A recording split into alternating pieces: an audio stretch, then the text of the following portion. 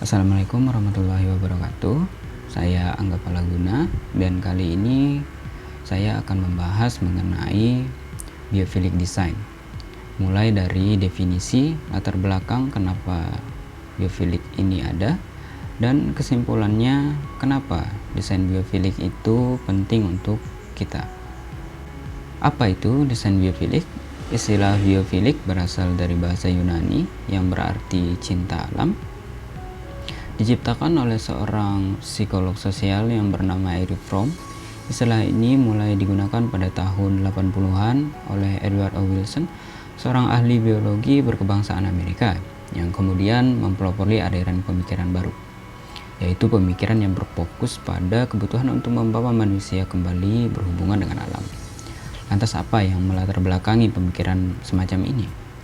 Menurut Ronald Justice dalam jurnalnya menyebutkan pada abad ke-20, mode bangunan industrial dan urban sangat mendominasi kehidupan manusia, sehingga manusia kehilangan hubungan dengan alam dan juga tempat tinggalnya. Seorang aktivis lingkungan Swedia pun bersuara tentang hal ini dan membenarkan jika hubungan kita dengan alam telah rusak. Tapi hal ini bisa kita ubah dengan cara melindungi alam. Niscaya alam akan melindungi kita. Untuk mewujudkan biophilic, kita harus memenuhi beberapa prinsip-prinsipnya, yaitu menurut Oliver Head dalam tesisnya menyebutkan 3 inti dari prinsip biophilic design, yaitu mampu membuat kontak langsung dengan kita, mampu kita rasakan, dan mampu membuat kita merasa semakin nyaman, tenang, dan merestorasi fisik, mental, psikologis kita. Dari ketiga inti prinsip ini terdapat 14 pendekatan yang bisa dilakukan untuk mewujudkan konsep biophilic design. Kita mulai dari yang pertama, yaitu visual contact with nature, bertujuan untuk membangun hubungan secara visual dengan alam yang dapat membantu individu mengalihkan fokus untuk mengundurkan otot-otot seperti otot mata dan meredam kelelahan kognitif karena aktivitas seperti belajar, bekerja, dan lain-lain. Efek dari prinsip ini akan semakin baik dengan meningkatnya kualitas pemandangan atau kualitas landscape dan keragaman hayati yang dapat kita lihat. Yang kedua adalah non-visual contact with nature. Prinsip ini bertujuan untuk menyediakan lingkungan yang menggunakan suara, aroma, sentuhan, dan tujuannya untuk mengurangi stres dan meningkatkan kesehatan fisik dan mental. Semakin banyak indera yang dapat distimulus, maka semakin optimal dampak terhadap kesehatan.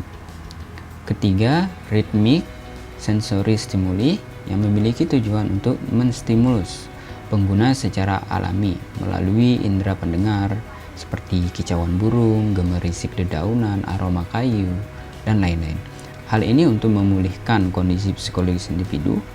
Prinsip ini idealnya bisa diterapkan pada landscape. Keempat adalah thermal airflow variability yang bertujuan untuk menyediakan lingkungan yang memungkinkan penggunaan aliran udara dan termal sebagai alat supaya pengguna atau individu dapat merasakan lingkungan yang bervariasi, baik itu dingin, hangat, maupun panas. Yang kelima ada freshen of water yang bertujuan untuk memanfaatkan atribut multi indera dari air, seperti kita mendengarkan suara air, kita melihat gelombang gerimis rintik-rintik air seperti itu. Yang keenam adalah dynamic and diffuse light yang bertujuan untuk memberikan pencahayaan yang menstimulus mata dan menarik perhatian pengguna dengan cara yang menimbulkan respon psikologis atau fisiologis yang positif dan untuk membantu mempertahankan fungsi sistem sirkadian. Tujuannya bukan untuk menciptakan distribusi cahaya yang seragam di seluruh ruangan yang kesannya membosankan, dan juga tidak boleh ada perbedaan yang ekstrim, misalnya ketidaknyamanan akibat silau. Yang ketujuh adalah connection with natural system, bertujuan untuk meningkatkan kesadaran akan sifat-sifat alami dan diharapkan dapat meningkatkan kepedulian terhadap ekosistem di mana sifat-sifat tersebut berada. Seperti ketika musim semi, tumbuhan akan berbunga. Ketika memasuki musim dingin, tanaman akan gugur. Mengikuti siklus tersebut dapat meningkatkan awareness atau kepedulian individu terhadap lingkungannya.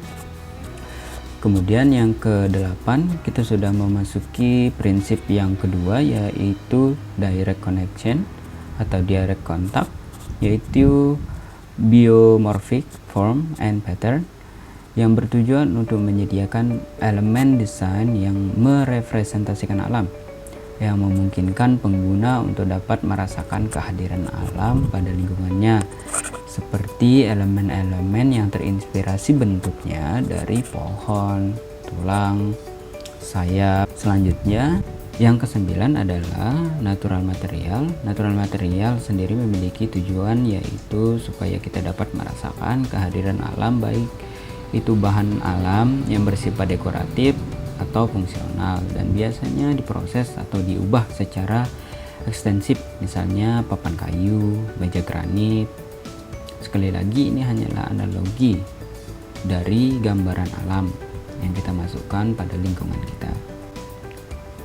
Prinsip ke-10 ialah objective of the complexity and order, yang memiliki tujuan untuk memberikan kesan simetris dan geometrik fraktal yang dikonfigurasikan dengan hierarki spasial yang koheren, sehingga seringkali menimbulkan rasa kagum terhadap objek yang dilihat seperti itu. Kemudian yang 11 adalah prospek, yang bertujuan untuk memungkinkan kita untuk dapat melihat secara luas landscape alam yang memiliki efek positif untuk psikologis. Yang ke-12 adalah prinsip refuge, memiliki tujuan untuk memberikan perlindungan. Dengan begitu akan dapat memberikan rasa aman dan nyaman terhadap pengguna.